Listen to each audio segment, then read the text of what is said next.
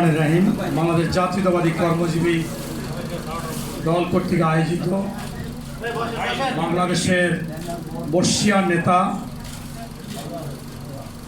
সাবেক রাষ্ট্রদূত, বিএনপির স্থায়ী কমিটির মেম্বার, বর্তমান মন্ত্রী পদমর্যাদা, মাননীয় প্রধানমন্ত্রীর উপদেষ্টা, শ্রমিক নেতা, আন্তর্জাতিক খ্যাতিসম্পন্ন নজরুল ইসলাম খান, এরপর বিএনপির সাবেক স্থায়ী কমিটির সদস্য, সাবেক মন্ত্রী ব্যারিস্টার রফিকুল ইসলাম মিয়া ও ঢাকা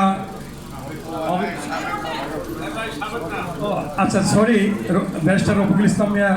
বর্তমানে আছেন। এরপরে আমাদের এই অবিভক্ত ঢাকার সাবেক মেয়র, সাবেক মন্ত্রী, বিএনপির স্থায়ী কমিটির মেম্বার এবং আমাদের জনপ্রিয় নেতা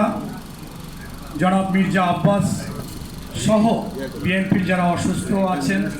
তাদের আজকে দোয়া, তাদের জন্য সেই দোয়া অনুষ্ঠানের সম্মানিত সভাপতি বিএনপির নির্বাহী কমিটির মেম্বার জনাব সালাউদ্দিন পিপিএম, সঞ্চালনায় আছেন আলতাফ সর্দার এবং আজকের অনুষ্ঠানের প্রধান অতিথি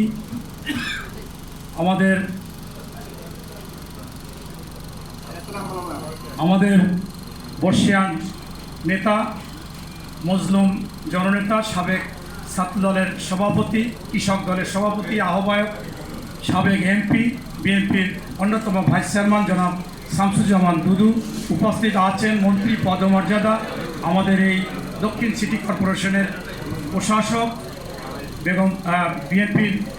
চেয়ারম্যানের উপদেষ্টা, বীর মুক্তিযোদ্ধা জনাব আব্দুল সালাম সহ অন্যান্য নেতৃত্ব।